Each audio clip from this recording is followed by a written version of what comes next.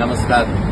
नगर जिल्हा आणि नगर जिल्ह्यामधलं हे जेऊ गाव आहे आणि इथं मी आता कॉफी घेतोय आणि हा आहे सूरज. 11वी सायन्सला आहे. मुलांनो लक्ष द्या, 11वी सायन्सला हा आहे. पहाटे 5 वाजता इथं येतो.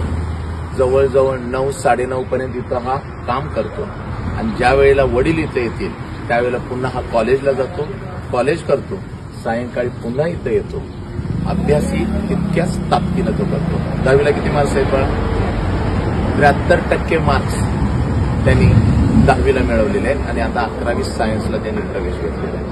आणि वडिलांना तो हातभार लावतो. कॉलेजचा सगळा खर्च तो स्वतः करतो. वडिलांच्याकडे काम करतो, इतरही काही कामं करतो.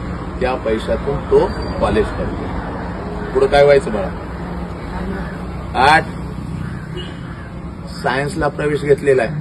काय व्हायचं म्हटल्यानंतर मला डॉक्टर व्हायचं आहे, इंजिनियर व्हायचं आहे, नाही, आर्मी ऑफिसर व्हायचं आहे या लेकराला.